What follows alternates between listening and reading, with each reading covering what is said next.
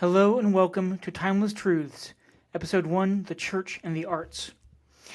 It would not be an exaggeration to say that the primary purpose of this blog is to analyze and attempt to articulate the connections between the Christian faith and the arts. With that in mind, I would like to get back to basics, to lay out my response to what I believe are the foundational questions of this debate, and to try and provide some definitive answers. In this post, I would like to respond to 4 basic questions. 1. Of what benefit, if any, are the arts to society? 2. Should the church, meaning Christians worldwide, be involved in the arts? If so, why? 3. Should art produced by Christians look, sound, or feel different than art produced by non-Christians? And 4. Finally, should Christian art follow or adhere to any specific criteria? So let's deal with each of these questions in turn. Number 1, of what benefit of the arts to society? When I was in high school, a school which emphasized the arts as part of their curriculum, I had a history teacher who took great pleasure in pointing out that the arts were not necessary for the functioning of a stable society. We needed a government, we needed law, we needed education, we needed defense, and we needed commerce. But the arts, though nice to have, were not an essential component of nation building. They were like the cup of coffee or a small slice of cake after a long meal, something nice to have, but only after the important things were given their time. We can indulge in the arts now and then, but we certainly should not make them the focus or foundation of our society. To do so would be to produce a nation of ill health, overweight, slow-moving, and uncompetitive. In the strictest sense, he was actually right. The arts are not a necessary part of any societal foundation, at least not in the utilitarian sense. And that is just the problem. We as human beings are so much more than necessary creatures. We are so much more than our base needs and utilitarian functions. Unlike the animals, we are driven by much more than our appetites. And unlike robots or AI, we are driven by much more than pure rationality. In fact, it is in our age of AI and posthumanism that the arts should attain their greatest importance. We are closer now than ever to the production of the humanoid machine. If such a vision ever becomes reality, the creation of original art is the only distinction that would exist between human and humanoid.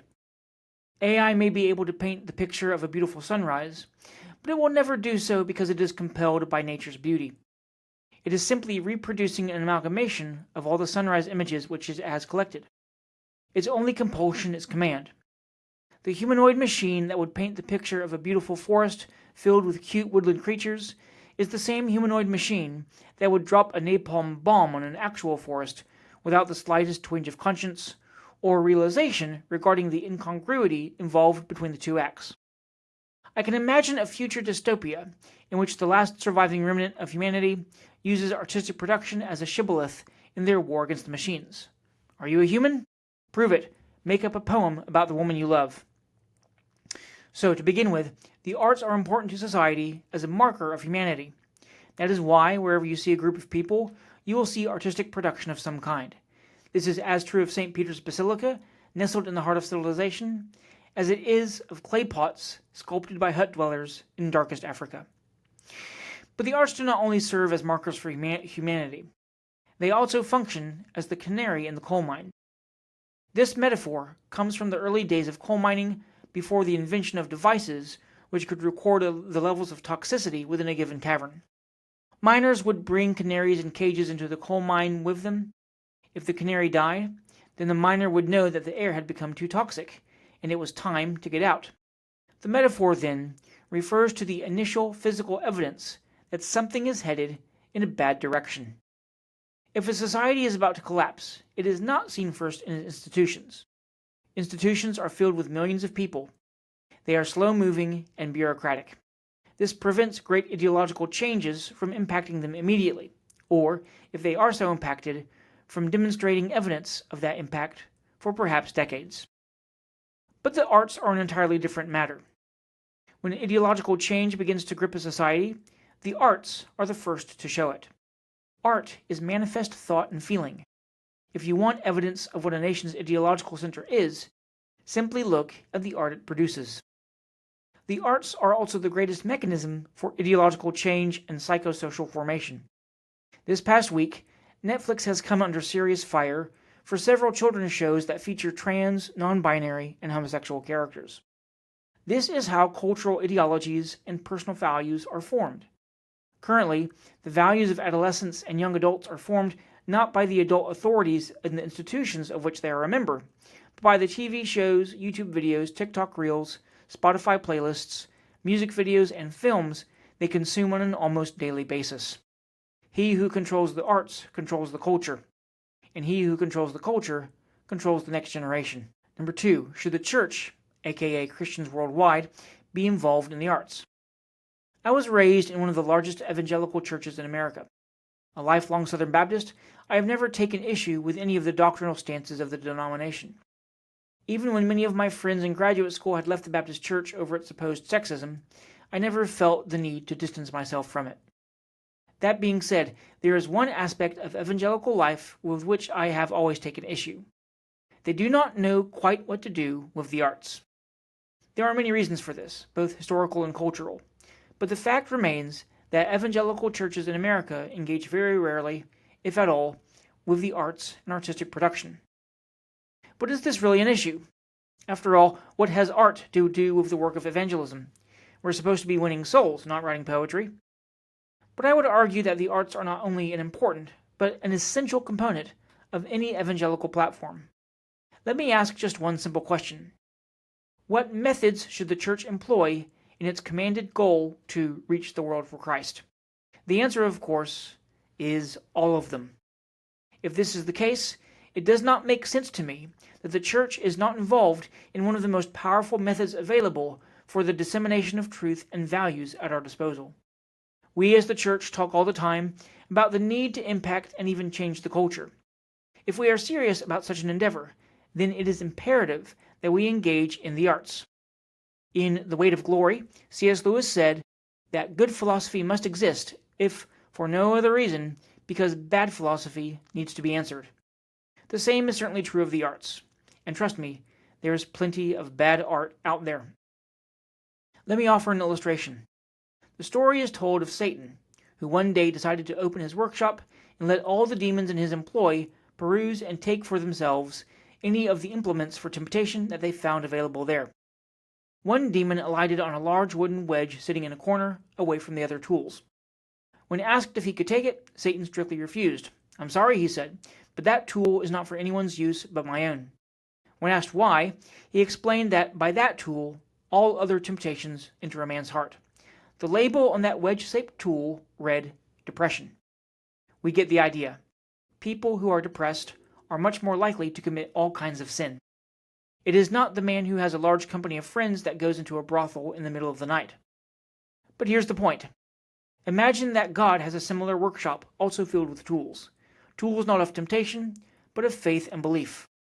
I truly believe that if God has a wedge like Satan's, a tool that would let in not all temptations, but all belief leading to righteousness, then the label for that tool would be the arts. I cannot tell you how many stories I have heard of people opening their heart to the divine, of beginning a journey towards Christ, not because of a sermon which they would never listen to, a service which they would never attend, or a Bible which they would never read, but because of a poem, piece of music, film, or painting which moved them deeply and cast their vision, perhaps for the first time, up towards the heavens. For example, it warms my heart to hear of the 2013 conversion of Shan Astin to Christianity. Shan, who played Samwise Gamgee in The Lord of the Rings, credits Tolkien's work and worldview, along with his own participation in the films, as a primary influence on his turn towards faith. Shan's story is just one of many millions, and that may be just from Tolkien.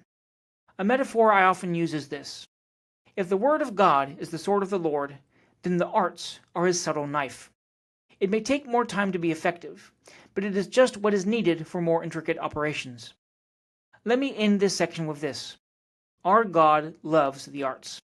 In his instructions to Moses regarding the building and design of the tabernacle, it is clear that he cares about beauty and wants our world to be filled with beautiful things. When God lived as a man on earth, he would often convey spiritual truth through the telling of stories. Our God is a creator. That is the essence of his nature. This being the case, what better way is there to honor our Creator than to create? Number 3. Should art produced by Christians be different than art produced by non-Christians? This is where things get somewhat complicated.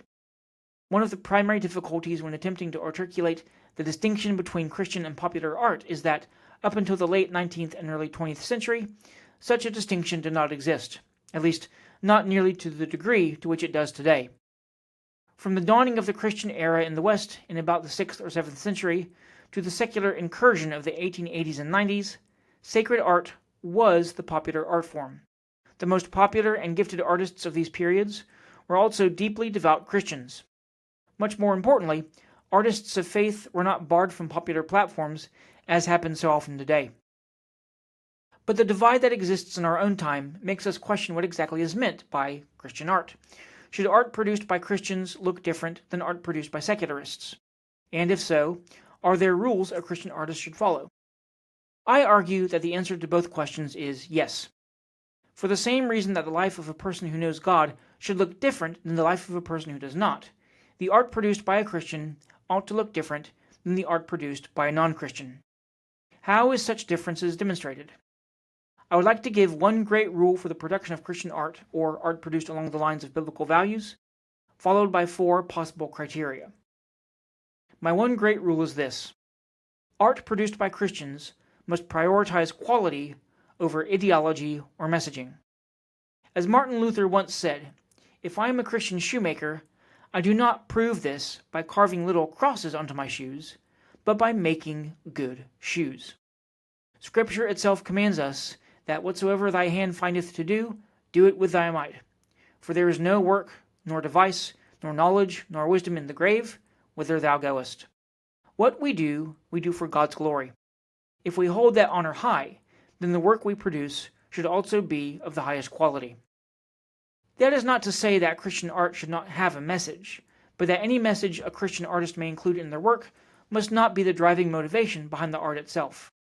That is, a work of Christian art may sermonize, but must not do so at the expense of the quality of the art itself. Those of us who grew up in the church all remember the horrific Christian films we watched as children, or the horrendous End Times miniseries that we sat through in youth group. But here's the good news. As Christians, truth is on our side. If we produce art that represents truth, whether it be physical, emotional, or moral, then we will be moving towards the divine. In my opinion, Christian art will always exhibit most, if not all, of the following 4 components. So here's the criteria that Christian art should use: unity, reality, sublimity, and virtue. By unity, I'm referring to symmetry and coherence. Any art produced by a Christian should present a unified whole. A beautiful painting, like the face of a beautiful woman, should exhibit a symmetry of design. In literature, unity is achieved through repeated thematic pattern and a return home of the protagonist. In music, unity is achieved through pleasing patterns and melody and consonant sounds and harmony. And in poetry, unity is achieved through fixed metrical and stanzaic forms. Yes, I am saying that Christian poets should prioritize formal verse over free verse, but more on that later. By reality, I'm referring to representation.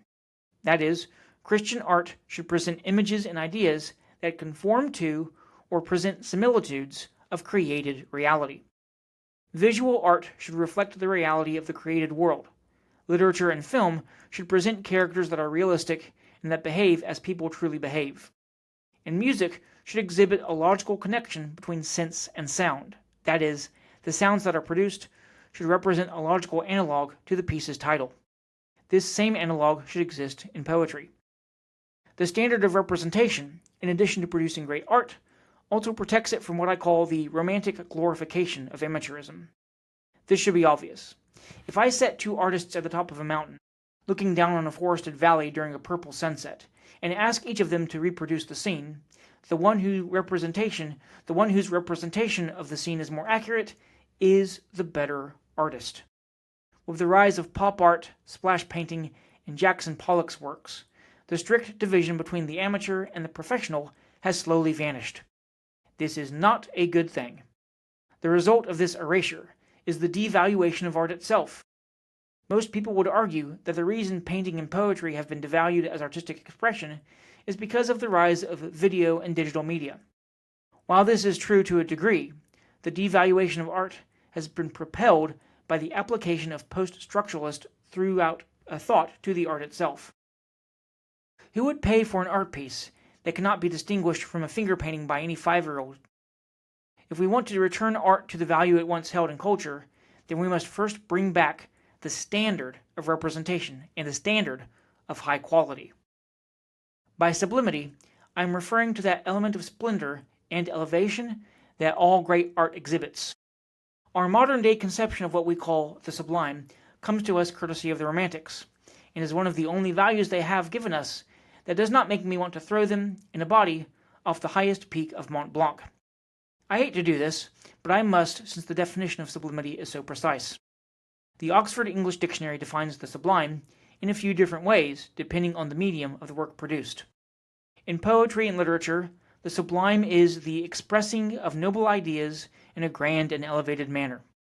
In art, which could also be applied to music, a sublime work is one that fills the mind with a sense of overwhelming grandeur or irresistible power, that inspires awe, great reverence, or other high emotion by reason of its beauty, vastness, or grandeur. The greatest works of art have something of the sublime about them. In his Poetics, Aristotle referred to this concept as spectacle, the elements of any artistic production which takes it into the greatest heights. Finally, I would argue that Christian art should inculcate virtue in the consumer. Now I want to be very clear. By inculcate virtue, I do not mean that all Christian art should necessarily sermonize or present a moral of the story a la Aesop's fables. Rather, Christian art, narrative art in particular, should present characters that exemplify virtuous behavior and have a noble bearing. In addition, Christian art should reward virtuous behavior and punish vicious behavior. I know what you're thinking. Hold on, Dr. Dickinson. Don't be juvenile. That is not how reality works. Moral individuals do not always win. Often, the most moral among us receive the greatest punishments. Yes, this is unfortunately true. But the ultimate purpose of art is not representation alone, but the encouragement of moral living and behavior through the attraction of positive examples. In layman's terms, heroes and heroines should be both moral and sympathetic. They should make the people who read or see them want to be like them. Put simply, a well-written hero will make virtue attractive. That is why, in my opinion, Lord of the Rings ultimately succeeds, while Game of Thrones ultimately fails. In the latter, there is no hero you would ever want to emulate. The incredibly toxic message of so many modern stories is not strive to live a life of virtue because virtue is rewarded, but it doesn't matter how you live.